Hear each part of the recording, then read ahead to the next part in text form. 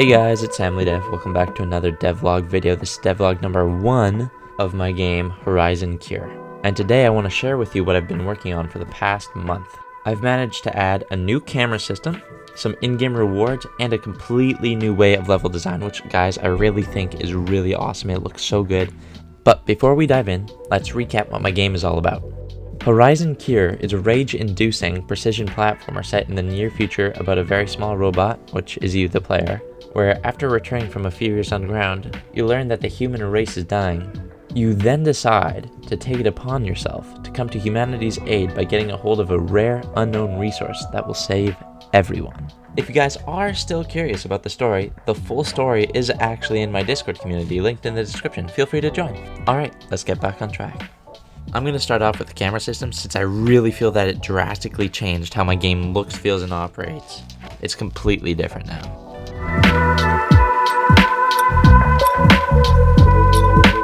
If you remember the older version of my game from the last devlog, you'll remember that the camera actually follows the player. Whereas in Jump King and Celeste, the camera actually switches to each different level that you enter based on the player's position. And when I realized the difference, I decided to try out their camera system just to see if it would make a difference or not.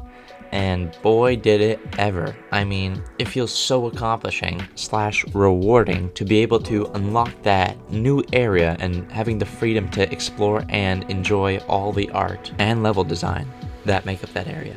Also, additionally, you guys might remember that campfire checkpoint system from my old devlog. Well, I scrapped it after my friend recommended that I make a save point system so that if you die in the level, you respawn in that same level, which actually made the game a little bit harder, but it's all good. We'll just wait to see what the beta test players think.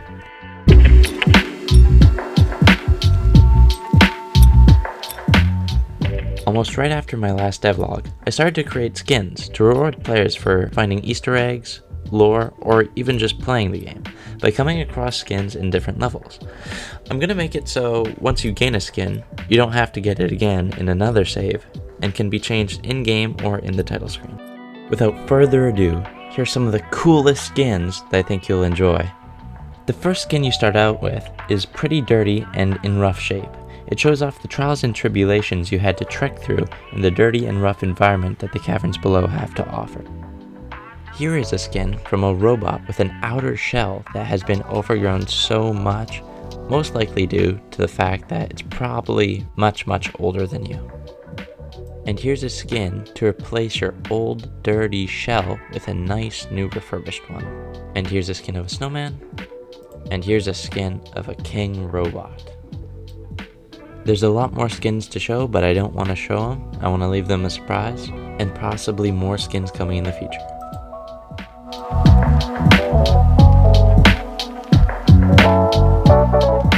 Now I want to share how my approach to level design has completely changed while working on my game. It all started when I decided to rework how my camera functions, inspired by games like Jump King. This change let me focus on completing one level at a time instead of worrying about making a huge level for one area, which was honestly a game changer. But while I was grinding away, my friend kept nagging me about one thing: shadows. Apparently, my game desperately needed them.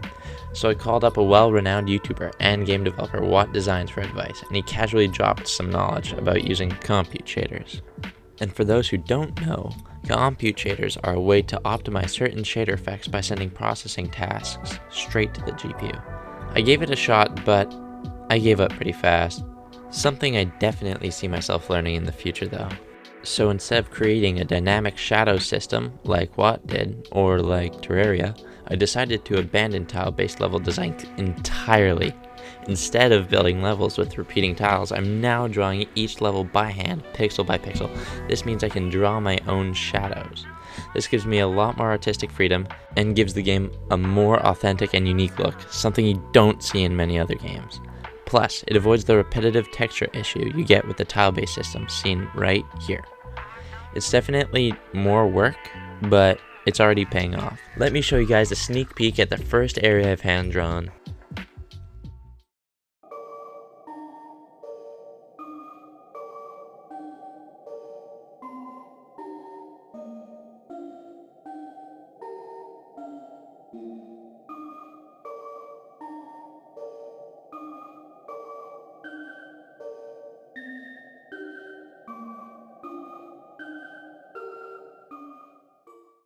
So that's where I'm at. Let me know what you think in the comments, and if you got any tips for CompuTraders or just want to hype me up, drop those below too.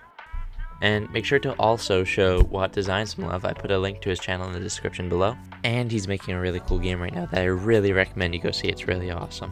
Anyways, guys, that's it for me. Thanks for joining me in another devlog, and I'll hopefully see you guys in the next update. Hey guys, if you're hearing this, that must mean you reached the end of the video. I hope you liked it enough to like, comment, subscribe, share. All these things help the YouTube algorithm help me by sharing my video with more people like you.